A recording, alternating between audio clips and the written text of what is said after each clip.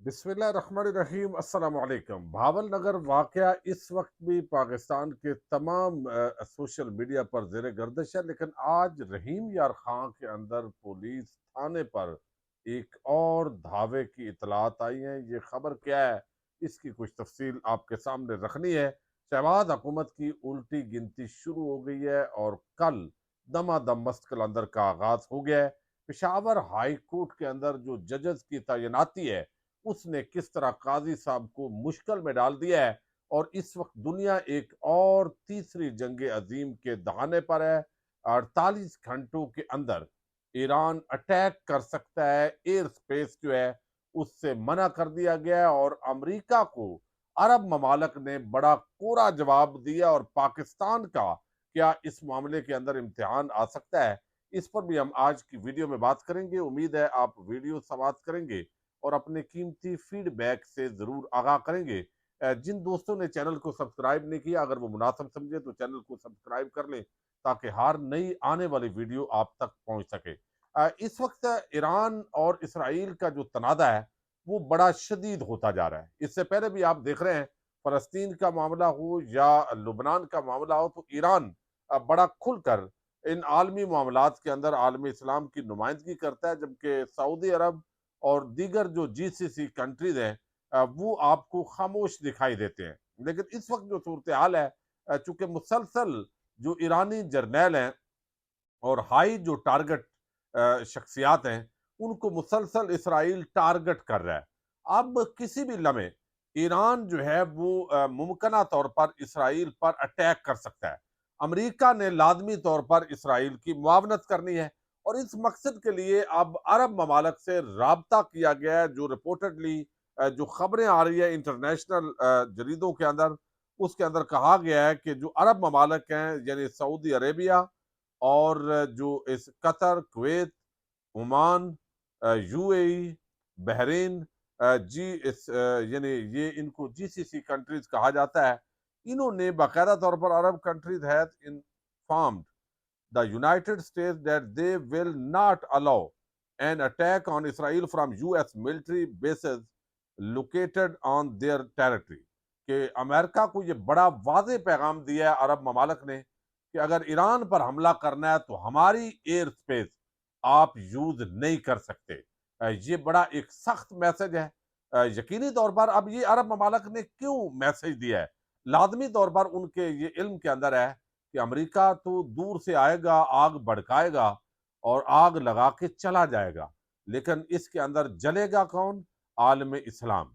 यानी ईरान और अरब ममालक के बड़े अरसे के बाद कुछ जो ताल्लुकात हैं वो मामूल पर आए हैं, और दोबारा वो बिगड़ जाएंगे, आपस के अंदर ये ममालक लड़ेंगे। और अमेरिका का पहले भी ये पॉलिसी रही है, आप देख लें, जो ईरान इराक वार थी और फिर कुवैत पर इराक ने हमला किया था, फिर सऊदी अरब और इराक की जंग छिड़ी और वो छेड़ के अपना सुकून के साथ इंजॉय करता है। तो इस मरतबा जो अरब लीडरशिप है वो बेदार हुई है। अब इस माहौल के अंदर जो पाकिस्तान है उसकी फिर अहमियत बढ़ गई है, क्योंकि अफगानिस्तान ने तो एयर स्पेस देनी कोई नहीं है, तो भारत भी नहीं देगा। तो पाकिस्तान भी उम्मीद है अब इस मामले के अंदर यकीनी तौर पर नहीं कूदेगा। ये एक अगले 48 घंटे के अंदर इस खदशे का इजहार किया जा रहा है, और ये तैयारियां हैं पूरी तरह जो है वो इसराइल के अंदर कि किसी भी लम्हे ईरान अटैक कर सकता है इसराइल पर। अच्छा, दूसरी अब हम आते हैं मकामी सियासी खबरों पर। इस वक्त काजी फायद ईसा साहब एक और मुश्किल में है। एक तो आज बड़ी डेवलपमेंट हुई है, सदर ममलकत आसफ जरदारी सिंध हाईकोर्ट के 6 एडिशनल जजेस को मुस्तकिल जजेस बनाने का हुक्म जारी कर दिया उन्होंने। वफाकी वजारत कानून ने सिंध हाईकोर्ट के 6 जजेस के मुस्तकिल होने का नोटिफिकेशन जारी किया है। ये खबर तो हो गई, लेकिन असल जो खबर है वो ये है कि इस वक्त पेशावर हाई कोर्ट के जो चीफ जस्टिस हैं वो रिटायर्ड हो गए हैं। बहुत अच्छे ज़बरदस्त आदमी, खौफ खुदा रखने वाले, और उन्होंने चैलेंज भी किया है कि मैंने ज़िंदगी के अंदर इस तरह जो है वो इंसाफ के तराजू पे फैसला किया है, और यही वजह है कि उनको जाने का सबको अफसोस है। लेकिन अब जस्टिस इश्तियाक इब्राहिम साहब जो है उनको कायम मकाम चीफ जस्टिस बना दिया गया। लेकिन मामला ये है, आप अंदाजा करें कि इस वक्त लाखों केसेस جو ہے وہ عدالتوں کے اندر پینڈنگ ہے، لاہور ہائی کورٹ یا دیگر ہائی کورٹس ہوں یا سپریم کورٹ آف پاکستان ہوں۔ سپریم کورٹ آف پاکستان میں تقریباً 60,000 کے قریب کیسز اس وقت پینڈنگ ہے۔ اسی طرح جو نیچے اگر لوور جوڈیشری کے اندر آئیں تو تقریباً 19 لاکھ یہ کیسز بنتے ہیں جو اس وقت جو ہے وہ زیر التوا ہے۔ اب اس کے لیے زیادہ زیادہ ججز کی ضرورت ہے، تیز جو ہے وہ ٹرائل ہو تاکہ معاملات منطقی انجام کو پہنچے۔ لیکن حکومتوں کی آپ نالائکی، نااہلی یا انصاف کے حوالے سے دلچسپی ملاحظہ کیجئے کہ اس وقت بھی لاہور ہائی کورٹ کی اکثر اسامیاں خالی رہتی ہیں، یعنی اوپر 5-10 تو خالی ہوتی ہیں، اور ابھی آج یہ مستقل سندھ ہائی کورٹ کے ہوئے ہیں لیکن کچھ خالی بھی ہیں نشستیں۔ لیکن اس وقت پشاور ہائی کورٹ کے اندر ٹوٹل 20 جو ہے وہ ججز کی نشستیں ہیں، جن میں 11 اس وقت موجود ہیں ججز، 9 اس وقت خالی ہیں۔ آخری جو اپوائنٹمنٹ ہے رجیم چینج آپریشن سے پہلے 3 ججز کو تعینات کیا گیا، تو خبر یہ ہے اب یہ قاضی صاحب باتیں تو بہت کرتے ہیں، انصاف، آئین، قانون، لیکن یہاں پہ کیا ہوگا؟ سیاسی پھر بھرتیاں ہوتی ہیں، اپنے اپنے جو چیمبر ہیں ان کو دیکھا جاتا ہے، پھر وکلاء جو ہے ان میں سے لا کے تو آگے جو تماشے ہوتے ہیں وہ پھر بڑے عجیب ہوتے ہیں، چونکہ اس وقت اپوزیشن اسمبلی کے اندر کوئی بنائی نہیں جا رہی، کوئی اس طرح کا کام نہیں ہو رہا، تو یہ چیز بھی ہے۔ اب پشاور ہائی کورٹ کے اندر کل 20 ججز کی اسامیاں ہیں، جن میں سے صرف 11 ججز تعینات ہیں، جبکہ 3 ججز عارضی تعینات ہیں اور ان کی تعیناتی بھی توسیع میں چل رہی ہے۔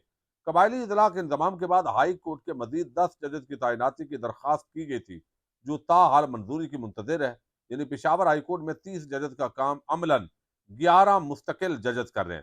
وفاق ججز کو سپریم کورٹ میں تعیناتی کے حوالے سے بھی زیادتی کر رہی ہے اور ججز کی پشاور ہائی کورٹ میں تعیناتی میں بھی رکاوٹیں کھڑی کر رہی ہے۔ یہ باقاعدہ طور پہ اس کا اگر سندھ، بلوچستان، اسلام آباد، لاہور ہائی کورٹ اور سپریم کورٹ میں ججز کی تعیناتی کی جا سکتی ہے تو پشاور ہائی کورٹ میں کیوں نہیں؟ پشاور ہائی کورٹ میں آخری مستقل جج کی تعیناتی 2 ماہ قبل 11 فروری 2022 کو کی گئی، جب 3 ججز تعینات کیے گئے۔ عارضی 3 ججز ڈاکٹر خورشید اقبال، شہد اقبال، فضل سبحان 18 جولائی سے عارضی بنیادوں پر کام کر رہے ہیں۔ تو یہ اس وقت جی پشاور کی حالات ہیں۔ اب قاضی صاحب جو ہے ان کا امتحان ہے، خیر ان کو باقی امتحانوں سے تو وہ پاس ہو گئے ہیں، اس سے بھی وہ ضرور پاس ہو جائیں گے۔ دوسری طرف شہباز حکومت کی الٹی گنتی شروع ہو گئی ہے۔ اب اس کو کل سے ہم گننا شروع کریں گے۔ وہ 2 سال نکالے، 6 مہینے نکالے، 5 ماہ نکالے، لیکن اس کی وجہ یہ ہے کہ باقاعدہ طور پر جو اپوزیشن گرینڈ الائنس ہے اس نے طبل بجا دی ہے۔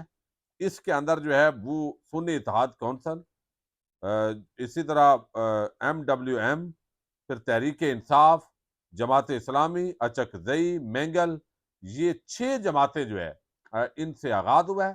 مزید جماعتوں سے رابطہ ہو رہا ہے کہ یہ فارم 47 کی جو حکومت ہے اس کے خاتمے کے لیے عوام نے نکلنا ہے۔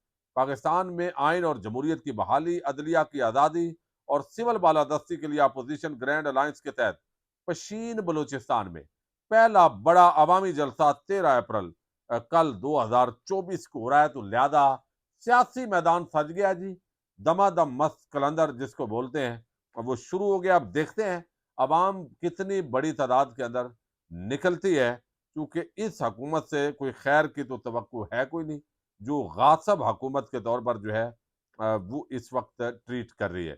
اس کے علاوہ ایک اور بڑی ڈیولپمنٹ ہے اور وہ ایک خبر ہے، اور یہ صحافی ہیں علی عمران عباسی، انہوں نے یہ خبر دی ہے اور اس سے پہلے بھی یہ خبر سرکولیٹ ہو رہی ہے، لیکن یہ واقعہ کیا ہوا ہے اس کی جو تصدیق ہے وہ ابھی تاحال نہیں ہوئی، لیکن ویڈیوز جو وائرل ہیں اس کے مطابق عوام چونکہ غصے کے اندر ہے، اور کل آپ نے دیکھا بھاول نگر جو واقعہ ہوا تصادم تھا یہ 2 اداروں کا، اور یہ کوئی اچھا عمل نہیں تھا، لیکن لوگوں نے اس کے باوجود کہ لوگ جو ہے وہ سمجھتے ہیں کہ اسٹیبلشمنٹ عمران خان کی حکومت کا تختہ الٹنے کے اندر بنیادی رول ہے اس کا، اور باقی چیزیں پنجاب پولیس انہوں نے مظالم ڈھائے، تو کچھ زیادہ لوگوں نے تو اس کو سیلیبریٹ کیا۔ یہ بڑا افسوسناک پہلو ہے پاکستان کے اندر، لیکن بہت ساری تعداد ایسی تھی جو سمجھتے تھے کہ فوجی جوانوں کو یہ نہیں کرنا چاہیے تھا۔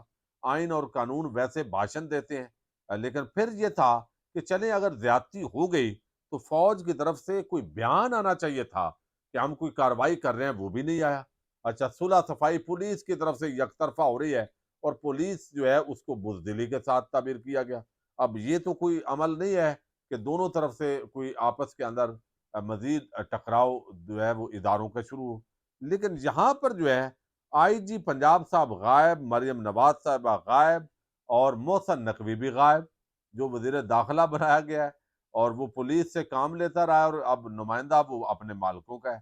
تو اب اس کا بیان آیا ماشاءاللہ، عید فطر پر زبردست انتظامات کرنے پر لوگوں کو خوشیاں دینے پہ بہت مبارکباد۔ بھائی لوگوں کو کیا خوشیاں، وہ تو دی ہیں، ظاہر ہے کوشش کر رہے ہوتے ہیں۔ اب خبر یہ ہے کہ رحیم یار خان کے اندر لوگوں کا دعویٰ ہے کہ ان کے ساتھ زیادتی ہوئی ہے، اور تھانہ صدر پر عوام نے مبینہ طور پر حملہ کر دیا ہے۔ جو ویڈیو ہے وہ بتاتے ہیں علی عمران عباسی کہ پولیس پر تشدد بھی کیا، پولیس نے تھانہ کا بیرونی گیٹ بند کر دیا ہے۔ اب پولیس کے خلاف نفرت ہوگی۔ اب یہ بندے تو نہیں بچیں گے نا، کیونکہ یہ تو سویلین ہیں۔ سویلین اگر اس طرح کا کام کریں گے تو نشان عبرت بنیں گے، اور پھر اگر ایک دو بندے ان میں پی ٹی آئی کے نکل آئے تو ویسے ہی 9 مئی کا سمندر ہے، اس کے اندر کسی کو بھی جو ہے وہ ڈبویا جا سکتا ہے۔ تو یہ چیز جو ہے، لہذا کوئی بھی عوام جو ہے قانون ہاتھ میں بالکل نہ لے۔ یہ دیکھ کے کہ کل جو پولیس کے ساتھ ہوا ہے، پرسوں تو کچھ نہیں ہوا، بھائی آپ اگر کریں گے تو آپ کو تو بتایا جائے گا کہ آپ سویلین ہیں، اور باقی وہ لفظ میں نہیں بولنا چاہتا۔ تو یہ جو واقعہ ہے یہ بھی بڑا بدقسمت واقعہ ہے، اس کی کچھ تفصیلات آ رہی ہیں، اور میں سمجھتا ہوں جو ویڈیوز ہیں وہ بڑی اس کے اندر جو ہے وہ بڑی افسوسناک ہے۔ جس طرح عوام بکھری ہوئی ہے، تو یقیناً پولیس کے مظالم کے خلاف یہ جو ایک الارمنگ سچویشن ہے، عوام نے بالآخر پھٹنا ہے۔ عوامی حمایت پولیس کی ختم ہو چکی ہے۔ اب چھوٹے چھوٹے واقعات ہوں گے، خدا نہ خواستہ، تو عوام کے صبر کا پیمانہ لبریز ہے، چونکہ اتنی رشوت ہے تھانوں کے اندر، اتنی رشوت ہے، اتنی بے ایمانی ہے۔ میں نے آپ کو بتایا ہے کہ میرا ایک متعلقہ تھانہ ہے، اور وہاں کا اے ایس آئی صاحب جو ہے، اے ایس آئی کہہ رہا ہوں، سب انسپیکٹر ہیں تفتیشی، انہوں نے ملزم کو بتایا کہ بھائی میں نے تو ادھر سے گاڑی نکال کے جانی ہے، اتنی کمائی اس تھانے سے کرنی ہے کہ گاڑی جو ہے وہ میں لے کے جاؤں گا۔ تو اتنی رشوت ہے، سفارش ہے، اوپر تک ڈی پی او کو، ڈی ایس پی کو، کن کن کو حصہ پہنچتا ہے۔ اور میں آپ کو یعنی کچھ حقائق ہوتے ہیں، لیکن اصل میں آپ کو کہہ دیتا ہوں، لیکن وقت پر وہ چیزیں بیان کرنا مناسب ہے۔ میں سمجھتا ہوں ابھی وقت نہیں ہے، تھوڑے ٹائم کے بعد، کچھ دنوں تک میں جو ہے ایک پوری سٹوری، یہ جو تھانہ کلچر اور یہ پورا جو اس وقت گیم ہو رہی ہے، اس پر کروں گا۔ پاکستان زندہ باد، پاک فوج پائندہ باد۔